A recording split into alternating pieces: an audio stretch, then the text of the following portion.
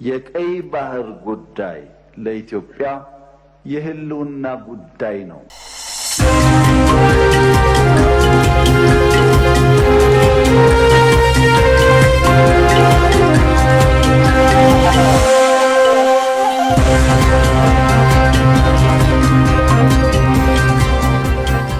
የእስራኤል ጦር በመጪዎቹ ቀናት በሙሉ ኃይሉ ወደ ጋዛ እንደሚገባ ጠቅላይ ሚኒስትር ቤንያሚን ኔታንያሁ ተናገሩ።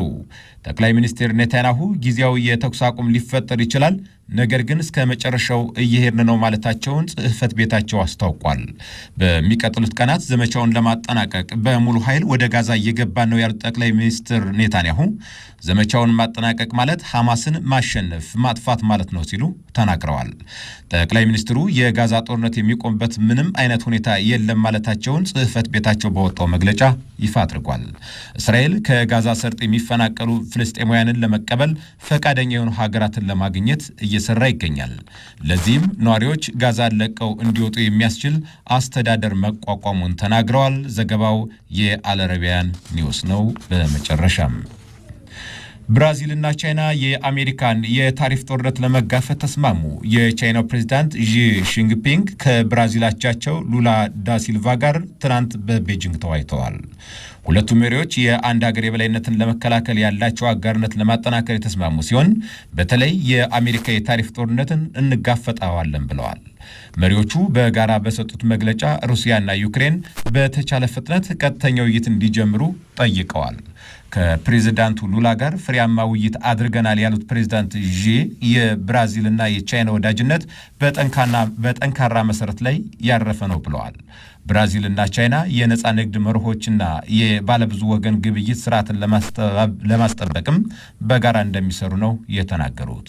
በቴክኖሎጂ፣ በግብርና፣ በሰው ሰራሽ አስተውሎት፣ በማዕድንና ንግድን ጨምሮ ሀገራቱ በትብብር መስራት በሚችሉባቸው 20 ዘርፎች ስምምነት ተፈራርመዋል። አሁን ደግሞ በቀጥታ የምናልፈው ወደ ዕለቱ ዓለም አቀፍ ትንታኔ ዝግጅታችን ነው፣ እንደሚከተል ይቀርባል። ሁለቱ ተፋላሚ ባላንጣ መሪዎች ማለትም የዩክሬኑ ፕሬዝዳንት ቮሎዲሚር ዘለንስኪና የሩሲያው ፕሬዝዳንት ቭላዲሚር ፑቲን በአንድ የስብሰባ አዳራሽ አንድ ጠረጴዛ ተጋርተው በአሸማጋዮች በኩል ሳይሆን በቀጥታ ለመወያየት የተያዘው ቀጠሮ ትላንት ሳይካሄድ ቀርቷል። ባለፈው እሁድ የሩሲያው ፕሬዝዳንት ቭላዲሚር ፑቲን ቀጥተኛ የሆነ የሰላም ድርድር በቱርክ ለማድረግ ፈቃደኛ መሆናቸውን ከገለጹ በኋላ ውይይቱ ይደረግበታል የተባለው ሐሙስ እስኪደርስና አንዳች መፍትሄ እስኪመጣ ድረስ በርካቶች የጓጉለት ትላንት ያለምንም ተጨባጭ ነገር አልፏል። በዚህም ደም አፋሳሹ የሩሲያና ዩክሬን ጦርነት ማቆሚያው መቼ ነው? የተከፈቱት የአፈሙዝ ላንቃዎችስ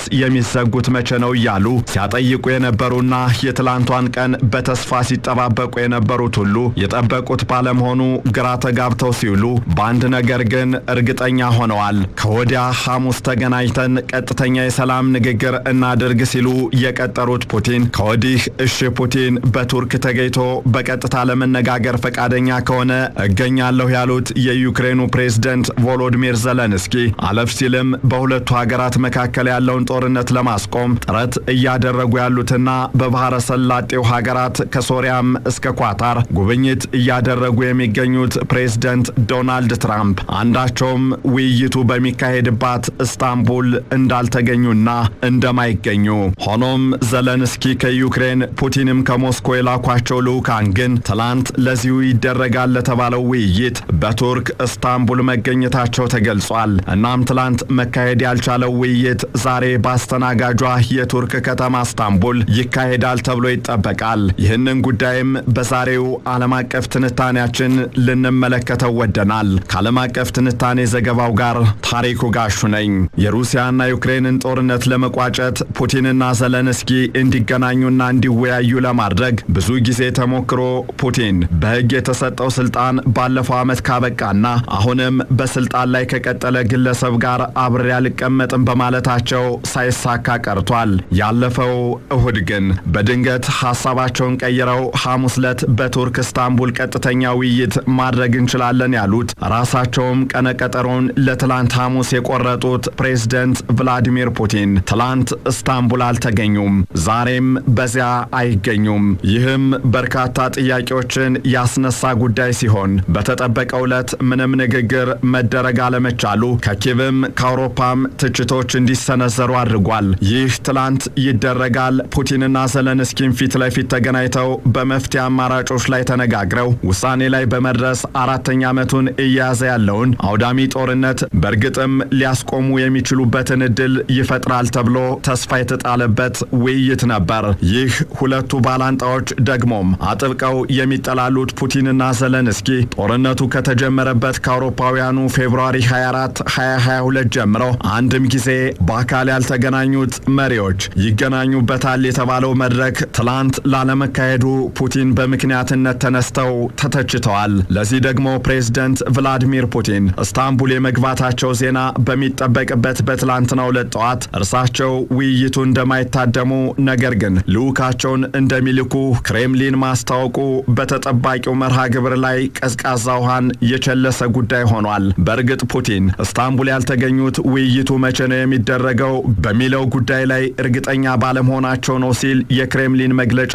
አመላክቷል። ነገር ግን ይህ የክሬምሊን መግለጫ ፑቲን በቱርክ እናካሄድ ባሉትና በርካቶችም አይናቸውንም ጆሮአቸውንም ልባቸውንም ከፍተው በሚጠብቁት ከምንም በላይ ደግሞ የዩክሬንም የሩሲያም ተፋላሚ ኃይሎች ምን ይወስኑ ይሆን እያሉ በሚጠባበቁት ውይይት ላይ ላለመገኘታቸው ውሃ የሚያነሳ ምክንያት ሆኖ አልተገኘም። ይህን የፑቲንን አለመገኘት ተከትሎም የዩክሬኑ አቻቸው ቮሎዲሚር ዘለንስኪም በውይይቱ እንደማይገኙ አስታውቀዋል። ቀድሞውንም ፑቲን ምርጫ የሚያካሂድበት ጊዜ ካለፈ ህገወጥ መሪ ጋር ለድርድር አልቀመጥም ብለው ሸንቆስ ሲያደርጓቸው በምላሹ ፑቲን ድርድር ይፈራል ሲሉ የሚሸነግሉት ዘለንስኪ አሁን ደግሞ ሩሲያ ለእውነተኛ ድርድር ቁርጠኛ አይደለችም ሲሉ ከሰዋል። በሌላ በኩል ደግሞ በባህረ ሰላጤው ሀገራት ጉብኝት እያደረጉ ያሉት የአሜሪካው ፕሬዝዳንት ዶናልድ ትራምፕ የሩሲያና ዩክሬን ድርድር በጥሩ ሁኔታ የሚከናወን ከሆነ ቢያንስ ዛሬ ኢስታንቡል ገብተው ፑቲንንም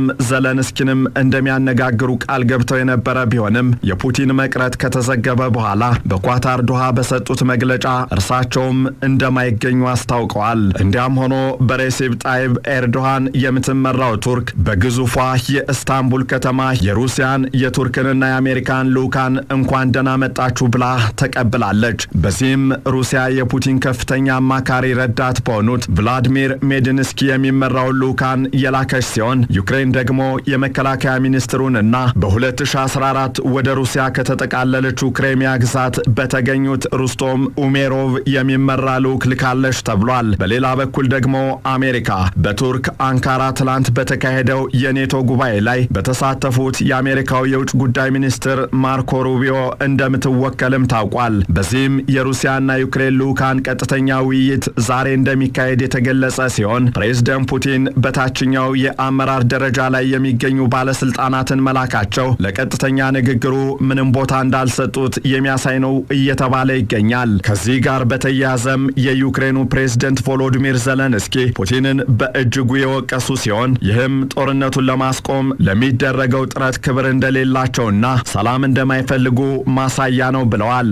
ዘለንስኪ አያይዘውም ከፍተኛ አመራሮችን ወደ ኢስታንቡል የላኩት ለቱርኩ ፕሬዝዳንት ሬሲፕ ጣይብ ኤርዶሃንና ለአሜሪካ ክብር ስላለኝ ነው ሲሉም ከዚያ ውጪ ከሩሲያ ልዑክ ጋር መወያየቱ ለእርሳቸው ትርጉም ሰጪ እንዳልሆነ ተናግረዋል። በሌላ በኩል ደግሞ በቱርክ የሚገኙት የፕሬዝዳንት ዶናልድ ትራምፕ ሰው የአሜሪካው የውጭ ጉዳይ ሚኒስቴር ማርኮ ሩቢዮ በሩሲያና በዩክሬን ልዑካን መካከል ዛሬ ይደረጋል ለተባለው ቀጥተኛ ውይይት ጦርነቱን የሚያስቆም ውጤት እንደማይጠብቁ ተናግረዋል። ሩቢዮ አክለውም ራሳቸውም በውይይቱ ላይ ሳተፉ እንደሚችሉ ያስታወቁ ሲሆን የሩሲያው ፕሬዝዳንት ቭላዲሚር ፑቲንና የአሜሪካው አቻቸው ዶናልድ ትራምፕ በአካል እስካልተገናኙና እስካልመከሩ ድረስ አንዳች መፍትሄ ይገኛል ብለው እንደማይጠብቁም አስታውቀዋል።